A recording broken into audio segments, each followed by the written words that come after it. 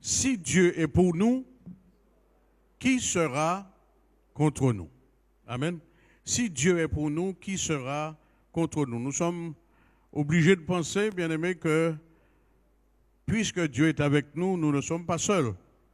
Amen. Et nous ne serons jamais seuls parce qu'il a dit lui-même, je suis avec vous tous les jours. Amen. Nous ne serons jamais seuls. Donc, ce n'est pas la peine de nous agiter, ce n'est pas la peine de courir devant les difficultés, les tribulations, les persécutions. Le Seigneur est là avec nous, comme il a été avec Daniel dans la fosse au lion. Amen, bien-aimés. Le Seigneur ne nous abandonnera jamais. Le thème de ce partage ce matin, c'est l'Éternel, ma délivrance. L'Éternel, ma délivrance. Et pour cela, nous allons prendre un verset, bien-aimé, qui se trouve dans le psaume 34. Le psaume 34, et le verset, on va le lire à partir du verset 20. Psaume 34, à partir du verset 19. Le malheur atteint souvent le juste, mais l'Éternel l'en délivre toujours. Il garde tous ses os, aucun d'eux n'est brisé. Le malheur tue le méchant et les ennemis du juste sont châtiés. Amen. Amen. Merci Seigneur. Amen. Merci ma soeur. Le malheur atteint souvent le juste. Amen. Le malheur atteint souvent le juste, mais l'Éternel l'en délivre de temps en temps. Toujours. Amen, bien-aimé. Le malheur atteint souvent le juste, mais l'Éternel le délivre toujours. Nous pouvons nous réjouir, bien-aimés, de cette assurance que nous avons, cette confirmation que la Bible nous donne ce matin. Nous ne serons jamais délaissés, ne serons jamais laissés dans les difficultés, dans les soucis, dans les embrouilles, dans la tristesse, dans les combats. Nous serons toujours, le Seigneur sera toujours avec nous. Amen. Il est dit, le malheur atteint souvent le juste. C'est un paradoxe, bien-aimé. C'est pratiquement un paradoxe parce que si le Seigneur est avec nous, le malheur ne devrait pas nous arriver. N'est-ce pas? Si le Seigneur est avec toi, tu es exempt de malheur. Amen, bien-aimé. Amen. Et nous voyons que là, le Seigneur nous dit que le juste n'est pas exempt de difficultés. Il n'est pas exempt de malheur. Il n'est pas exempt de péché. Le juste peut pécher. Oui ou non? Oui ou non, bien-aimé? Le juste peut pécher. Il peut être malade. Non? Le juste peut être malade. Il peut être persécuté. Il peut être dans la souffrance. Il peut subir des rejets. Il peut être victime de toutes sortes de difficultés, exactement comme l'homme du monde. Amen. Le Seigneur ne va pas lui épargner les difficultés. Cependant, la Bible dit, dans les difficultés, le Seigneur est avec lui. Dans les combats, dans les luttes, dans les problèmes, le Seigneur est avec lui. Amen. Amen. Amen, bien-aimé. Alléluia. Et c'est tellement un paradoxe, puisque la Bible elle-même nous dit qu'il n'y a point de juste. Ce n'est pas la Bible qui le dit, bien-aimé. Romains, l'apôtre Paul dit aux Romains, il n'y a point de, Romains chapitre 3, le verset 10, il n'y a point de juste, pas même un seul. Il n'y a point de juste, pas même un seul. Tous ont péché, tous sont privés de la gloire de Dieu. Et pourtant, plus haut, le psalmiste dit, le malheur atteint souvent le juste. Vous savez, le jugement, il est humain. C'est pour cela que le Seigneur a dit, ne jugez pas, afin que vous ne soyez pas jugés. Ne jugez pas, afin que vous ne soyez pas jugés. Le juste n'est pas celui qui ne pêche pas, bien-aimé. Le juste n'est pas celui qui ne vit pas dans les difficultés, dans les combats, dans les luttes, dans la souffrance. Le juste, c'est celui à qui le Seigneur a fait grâce. Amen.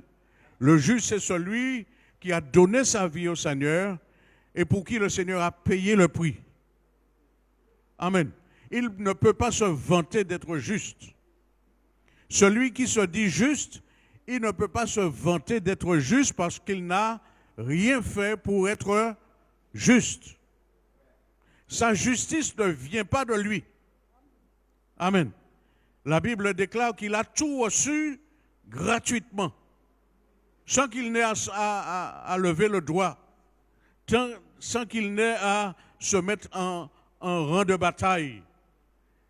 Il y a quelqu'un qui a combattu pour lui, il y a quelqu'un qui a remporté la victoire pour lui. Amen. Il a été rendu juste. Amen. Amen, bien-aimé. Vous savez, souvent on nous pose cette question, tu dis que tu es juste. Mais comment tu es juste? Comment tu fais pour être juste? Amen. Et c'est sûr, bien-aimé, nous devons avoir cette assurance que le Seigneur a bien payé pour nous. Sinon, on n'aurait pas payé, on n'aurait pas parlé de la croix, on n'aurait pas parlé de Golgotha, on n'aurait pas parlé du tombeau, on n'aurait pas parlé de la mort, ni de la résurrection. Le Seigneur est réellement mort. Amen, bien-aimé. Le Seigneur a réellement été battu. Il a réellement été giflé. Amen. Il a été réellement conduit à la croix. Amen, bien-aimé. Il a réellement été percé. Ses pieds ont été cloués, ses mains aussi. Il est réellement mort, mais il est réellement ressuscité. C'est le plus important. Il est réellement ressuscité. C'est pour cela que nous pouvons dire à qui veut l'entendre que nous sommes des justes. Nous avons été justifiés par le sang de l'agneau. Et la Bible déclare, bien aimé, en plus que nous avons été justifiés, mais la Bible dit que nous avons été aussi glorifiés. Parce que le Seigneur a retrouvé sa gloire après sa résurrection. Et puisque nous sommes en lui, puisque nous l'avons accepté comme Seigneur, Sauveur et Maître, nous sommes en lui, nous vivons en lui, nous marchons en lui, nous dormons en lui, nous nous levons, nous réveillons en lui. Donc nous sommes également ressuscités. Amen, bien-aimés. Nous sommes également des ressuscités. Même si nous ne le comprenons pas, nous ne le voyons pas, nous ne pouvons pas l'expliquer convenablement aux gens. Mais la Bible déclare, bien aimé, que nous-mêmes aussi, nous étions du nombre de ceux qui étaient perdus. À cause du péché, nous étions séparés du Seigneur. Il n'y avait aucune relation entre nous et le Seigneur avant que nous ne le connaissions, avant qu'il ne nous appelle. Il n'y avait aucune relation, mais pas uniquement dans cet état physique où on ne le connaissait pas intellectuellement de manière intelligente. Mais la Bible déclare que notre âme était séparée de lui. Amen. Celui qui ne connaît pas Dieu, la Bible dit quoi que vivant il est mort. Amen. C'est pour cela que le Seigneur nous a donné ce ministère, le ministère de la réconciliation, pour que nous puissions aller vers ceux qui meurent, vers ceux qui ne connaissent pas le Seigneur. Parce que ceux qui ne connaissent pas le Seigneur sont morts. C'est un combat, bien-aimé. C'est un combat. Et nous sommes arrivés dans un temps où c'est difficile par rapport au Covid, par rapport au virus. C'est difficile de parler du Seigneur, d'annoncer l'évangile à quelqu'un, parce que on est aussi atteint que celui qui n'a rien. Celui qui n'a pas le Seigneur, il est atteint ou il ne l'est pas. Et quand nous disons que nous avons le Seigneur, rien ne peut nous arriver, bien souvent nous sommes aussi atteints qu'eux. Et quand la personne nous regarde, la personne nous dit, mais pas vous qui t'es parlé du Seigneur hier, mais comment je dis aux malades. Si tu as le Seigneur dans la vie, tu ne peux pas être malade. C'est ça qu'on dit, bien-aimé. C'est pas ça? Si tu as le Seigneur dans ta vie, tu ne peux pas être malade. Tu ne peux pas être dans le chômage. Tu ne peux pas...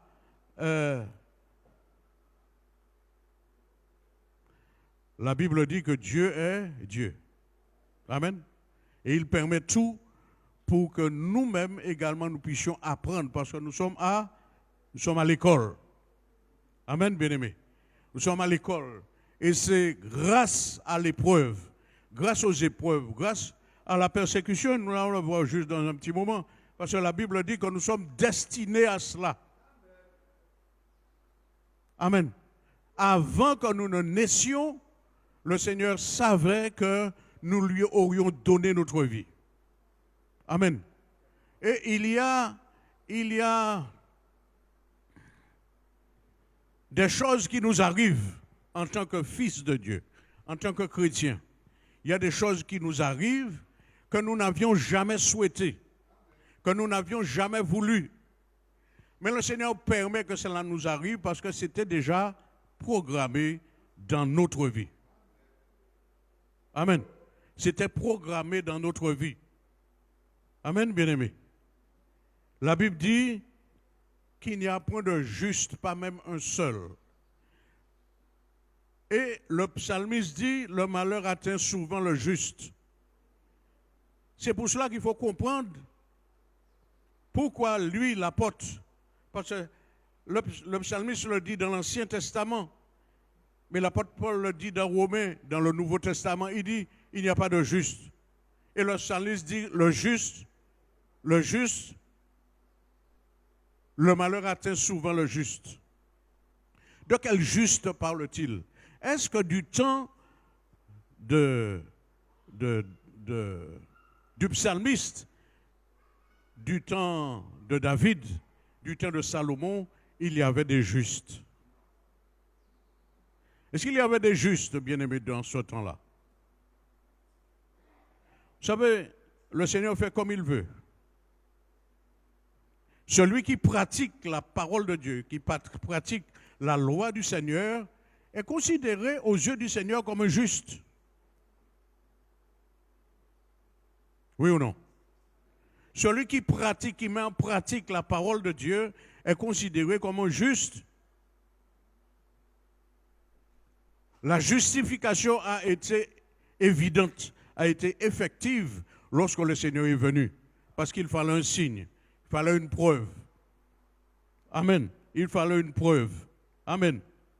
La Bible dit, bien-aimé, et c'est toujours dans l'Ancien Testament, Ésaïe qui le dit, d'Ésaïe 59, le verset 19, il dit, quand l'ennemi vient comme un fleuve sur toi pour te détruire, parce que quand il a parlé de fleuve, bien-aimé, je ne sais pas si vous avez déjà vu, nous avons des petites rivières ici, mais quand la rivière descend pendant le mauvais temps, la rivière emporte tout, même des arbres. Et en Guyane, bien aimé, lorsque les fleuves débordent, eh bien, il n'y a pas moyen, la rivière, le fleuve emporte souvent des maisons. Et lorsque l'ennemi vient comme un fleuve, il vient avec toute sa force, toute sa puissance. Il vient avec sa rage pour te détruire. Amen. C'est ça. Il ne vient pas pour te donner un petit bain, pour que tu puisses te prendre plaisir. La Bible dit, il vient pour te détruire. Il vient pour te tuer. Et la Bible dit, quand l'ennemi vient comme ça, comme un fleuve, l'Esprit de l'Éternel le met en fuite. L'Esprit de l'Éternel le met en fuite. C'est pour cela, bien-aimé, une sœur a composé un chant où elle disait, tu n'as pas besoin de paniquer quand l'ennemi vient. Quand tu es dans tes combats, dans tes luttes, dans tes difficultés, puisque tu as donné ta vie au Seigneur, tu n'as pas besoin de paniquer. Tu es un Dieu, invoque-le. Ne cherche pas du secours en Égypte. Souvent c'est ça, bien-aimé. Nous sommes dans des combats, Nous sommes dans des luttes. Et bien souvent, il arrive que nous soyons surpris par ce qui nous arrive. Alors nous appelons X, nous appelons Y. Nous faisons confiance à tel ou tel ou tel. La Bible dit, ne fais pas ça. Ne descends pas en Égypte pour aller chercher du secours. Tu as un Dieu, invoque-le. Amen, bien-aimé. L'ange de l'Éternel campe autour de ceux qui le craignent. Amen. Et il les arrache au danger. Amen. L'ange de l'Éternel campe autour de ceux qui le craignent et il les arrache au danger. Amen. Amen. C'est comme ça que le Seigneur fait. Quand l'ennemi vient comme un fleuve, l'esprit de l'Éternel, tu ne le verras pas, parce que c'est l'esprit. Et puisque tu es animé de l'esprit, tu vis par l'esprit, tu travailles en esprit. Amen. Tu pries en esprit. La Bible dit, l'esprit de l'Éternel mettra ton ennemi qui vient comme un fleuve en fuite. Il viendra par un chemin, mais il s'enfuira par 7 chemins. Amen. Fais-lui confiance. C'est parce que nous ne faisons pas confiance au Seigneur que souvent nous sommes agités. Tu n'as pas besoin de paniquer. Le Seigneur, ton Dieu, celui qui t'a appelé, celui à qui tu as dit oui, il est là. Mais vous savez, bien-aimé, il est là, mais souvent il le regarde et il attend que tu l'appelles. Il attend que tu dises, Seigneur, viens à mon secours. C'est pas ça? Alors des fois, on est là, on attend, et l'ennemi vient, nous regarde exactement comme Pierre avait fait. Pierre avait dit, Seigneur, si c'est toi, ordonne que je vienne. Le Seigneur lui a dit, eh bien viens. Je ne peux dire, mais si tu as la foi qu'il faut, viens. Parce que bien aimé, c'est notre foi. La Bible dit, le juste vivra par sa foi. Le juste vivra par sa foi. Nous n'avons pas besoin de paniquer. Lorsque le Seigneur a dit à Pierre, viens, qu'est-ce qu'il a fait, bien-aimé? Il a enjambé et il est monté, il s'est mis debout sur la mer. Il s'est mis debout sur les eaux. Mais ne croyez pas que parce que l'Esprit de l'Éternel est là, que la mer va arrêter de s'agiter, que ton ennemi va prendre la fuite. L'ennemi ne prendra pas la fuite parce que l'Esprit de l'Éternel, parce que le Seigneur est là. Amen. La Bible dit, la mer s'est agitée et Pierre a regardé à cette agitation. Et il s'est enfoncé. Qu'a-t-il fait, bien-aimé? Il s'est mis à nager pour retourner à la barque. Il a crié au Seigneur. Il a crié au Seigneur. Il a crié au Seigneur. Et qu'est-ce qu'il a fait? Le Seigneur l'a délivré. Amen. Quand l'ennemi vient comme un fleuve, l'Esprit de l'Éternel le mettra en fuite. Bien-aimé, notre Dieu a prévu une assistance divine pour tous ces enfants qui sont en difficulté. Dans la difficulté, il y a une assistance divine qui est là, prête à nous secourir. Ça rentre dans le cadre du plan de Dieu. Le Seigneur ne nous laisse jamais seuls. Et il sait par quel chemin nous passons. Alors c'est vrai, des fois, il nous avertit, mais nous préférons prendre la voie qui nous plaît. Parce qu'on se dit, bon, en réalité, mais le Seigneur le dit, le conseil de l'autre est souvent vanité. Nous devons faire confiance au Seigneur et nous appuyer sur lui. Parce qu'il n'est pas un menteur. Le Seigneur n'est pas un menteur, bien-aimé. L'ange de l'Éternel, alors, bien souvent, c'est ça.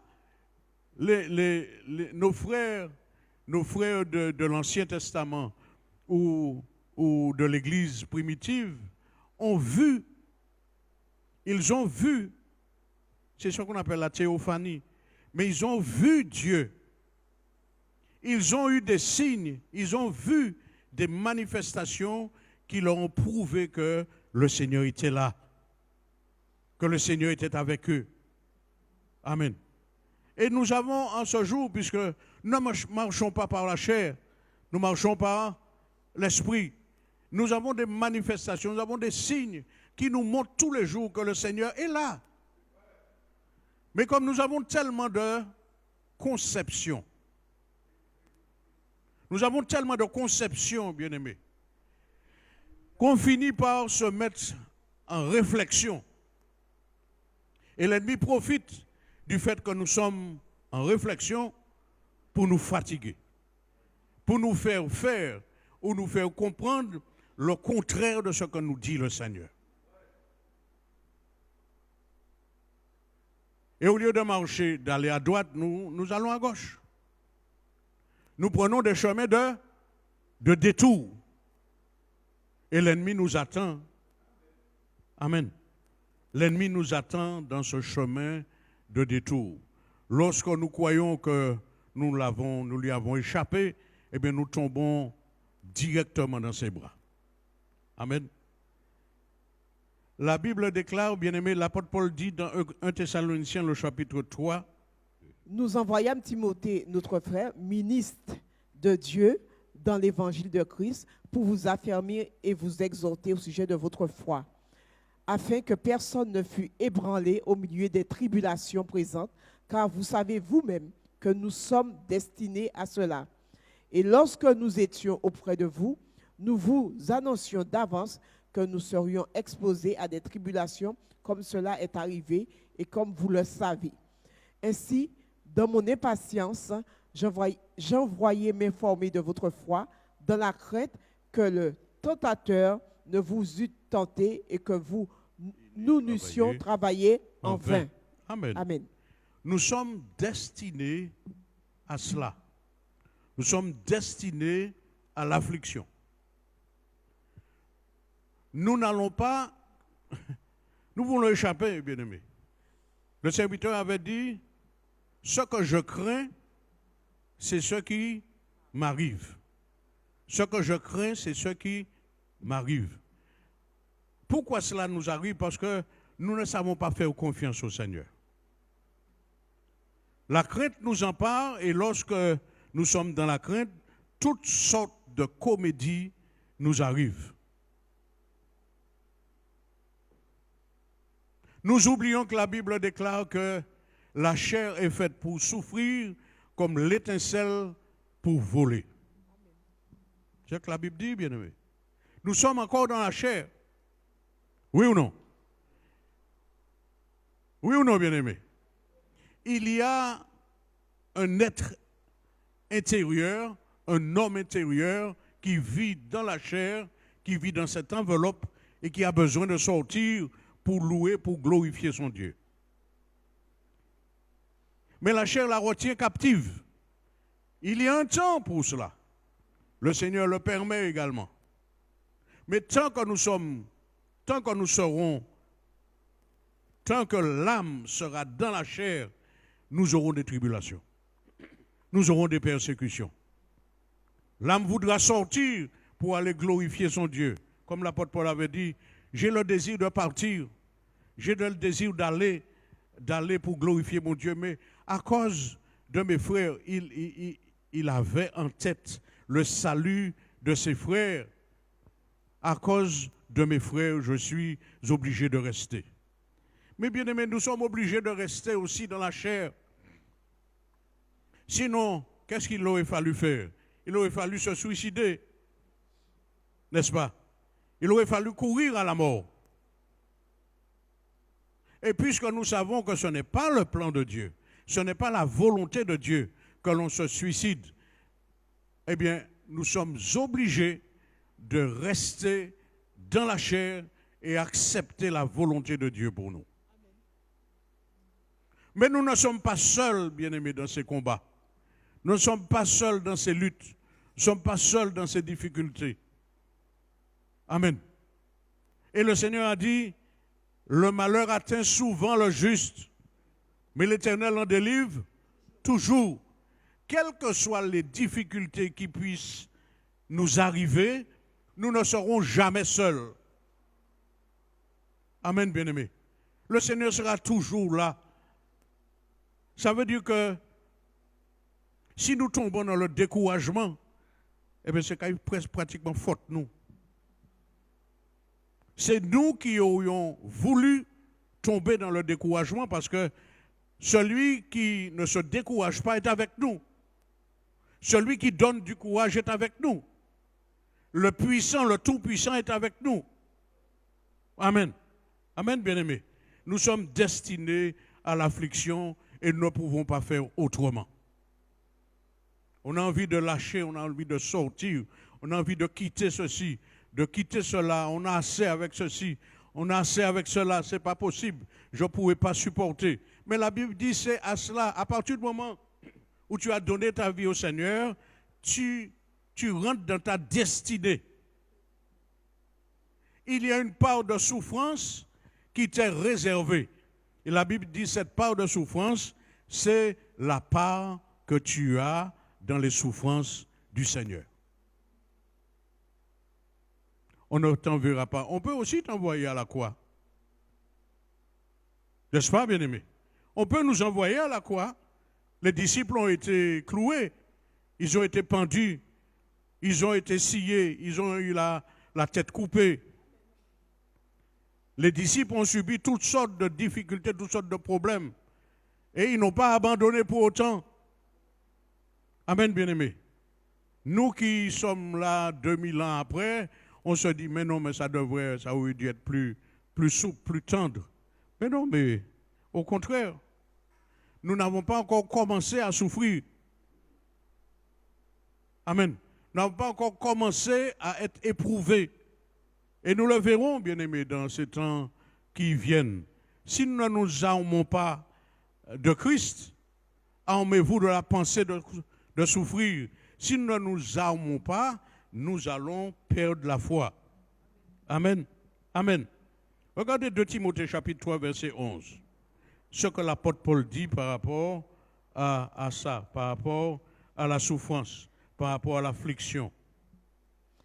2 Timothée 3, verset 11. Mes persécutions, mes souffrances. Tu peux à quelle souffrance n'ai-je pas été exposé à Antioche, à Icône, à Lystre?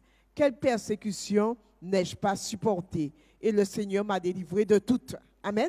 Le Seigneur m'a délivré de toutes. A-t-il cherché ces persécutions, bien-aimés? A-t-il cherché ces souffrances-là? Au contraire, pour lui, il faisait le bien. Parce que vouloir sauver quelqu'un de la mort, c'est faire le bien. C'est pour ça que le Seigneur dit, ne vous lassez pas de faire le bien. Bien souvent, celui à qui tu fais du bien, c'est lui-même qui les trouve. Mais le Seigneur te dit, ne t'arrête pas pour autant. Ne vous lassez pas de faire le bien. L'apôtre Paul dit, j'ai été battu. Il a connu toutes sortes de persécutions là où il a été envoyé. Parce qu'en réalité, il n'allait pas comme ça, bien-aimé. Souvent, c'est le Saint-Esprit qui l'envoyait. Il allait en évangélisation, il allait dans les pays lointains, poussé et conduit par l'Esprit. C'est le Saint-Esprit qui l'envoyait là où il allait. Donc, normalement, il était protégé. Oui ou non? Lorsque le Saint-Esprit est avec toi, tu es en sécurité.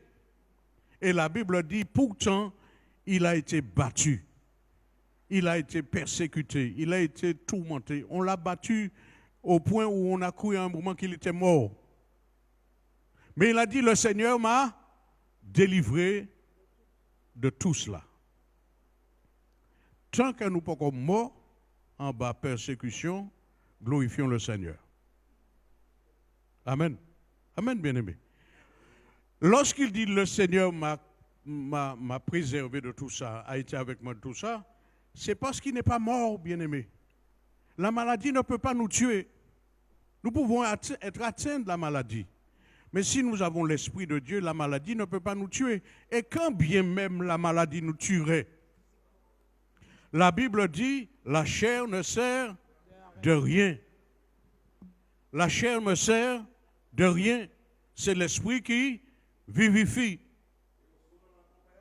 Amen. Le jour viendra où nous serons enlevés, et souvent les premiers. Amen. Amen, bien-aimés.